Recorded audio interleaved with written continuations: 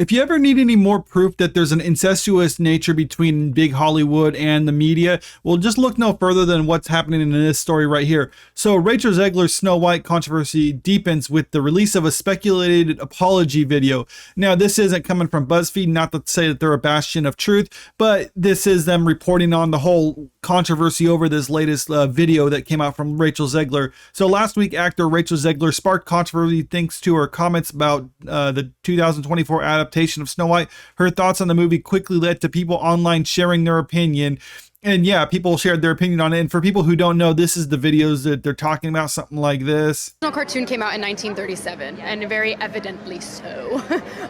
There's a big focus on her love story with a guy who literally stalks her.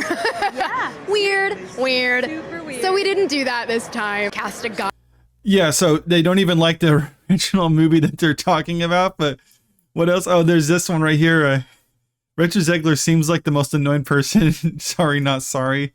I was scared of the original cartoon. I think I watched it once and then I never picked it up again. Like, I'm being so serious. I watched it once and then I went on the ride in Disney World, which was called Snow White's Scary Adventures.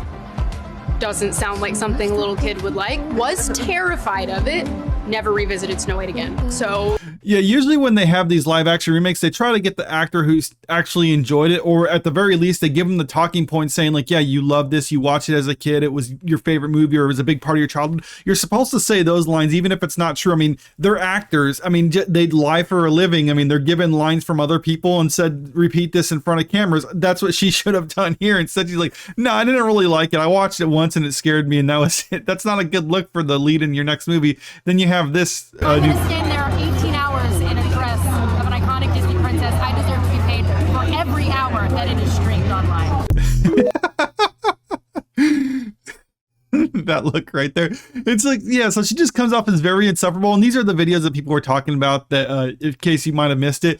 Well, now we got this one from Entertainment Weekly. In an interview with Entertainment Weekly, the actor labeled the 1937 version an extremely dated when it comes to the ideas of women being in the roles of power and what a woman is fit for. TikTok users questioned this statement, asking why women have to always choose between love and power. And yeah, a lot of feminists were attacking this when I got this other video right here, pulling it up.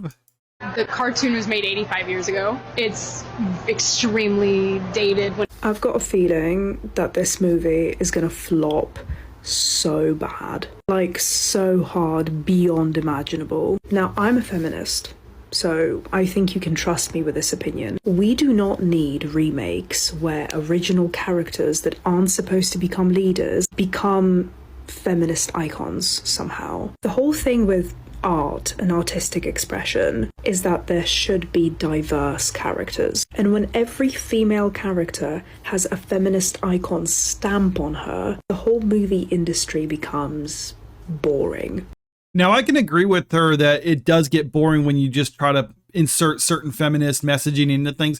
Now, I'm not to say that you can't have a strong female character in a movie. Quite the opposite. I mean, there's lots of examples of it. I mean, a recent example would be something like Arcane. That's a show that people would probably say is woke. I mean, it has a lesbian lead character who's literally a fist fighter and stuff like that. I mean, one of the main villains of it is also her sister. I mean, so people would probably say like, oh, well, this is probably a woke movie. It's like, well, or no, woke show, excuse me. But no, it's really not, because none of that was at the cost of sacrificing character development or sacrificing story. It was all just kind of like to help inform that, or it was an element of it, but it wasn't front and center. Whereas this one with the Snow White, it seems like they're just trying to push the whole feminist messaging as front and center at the cost of basically a beloved story that's stood the test of time. And now you're going to get something that's going to be forgotten about. And now if you look at the incestuous nature between the media and this movie right here, you see this clip right now going around. Off as me being ungrateful for the opportunities I have. When I tell you that it's hard, I just mean to be inside my brain. And I'm there 24/7, I can't get out of it. As a huge Disney fan like all of you, this is the biggest dream come true I could possibly imagine for myself. Thank you all for making it possible and being excited. Rachel, this is your second film. I know. How do you describe that experience? I know, it's so weird. weird and like not. So for people who haven't caught on, this isn't a recent video, like, because like, oh, obviously a lot of these are compilation ones, but the one that it started off with, this video right here, But at this point, I can't really stop people from doing where that. she's just kind of because talking about this that's stuff. what my whole it sounds like an existence on the apology or internet is, some just sort. me being taken out of context and stuff, which is fine. That's what I signed up for, isn't it? Yeah, so this isn't an apology in relation to what's been happening lately, because keeping in mind she's on strike with the actors on strike, they really can't address anything like this. So this isn't a new video. This is actually from over a year ago or nearly 2 years ago or something like that, for a completely separate issue.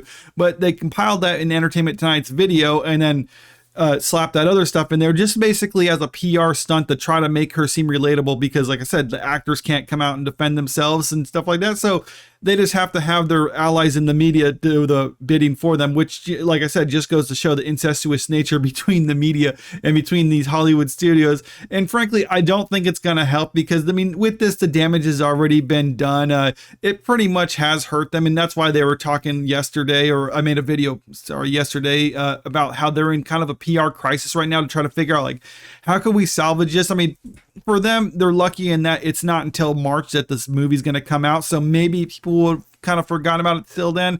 But I don't know. I think in the lead up to it, there's probably going to be a lot more of this. I mean, the best bet for them is honestly just to try to keep her out of the spotlight. And that's if they want to promote this. Maybe give her some talking points just to try to go around, clarify with these talking points with friendly media outlets and stuff like that. Just say like, okay, let them just kind of run cover for you, say these lines and then leave, and then just kind of stump this, and hopefully people will forgive you or whatever. But I mean, if they are adamant that they're going to put this out in theaters, that's what they should do.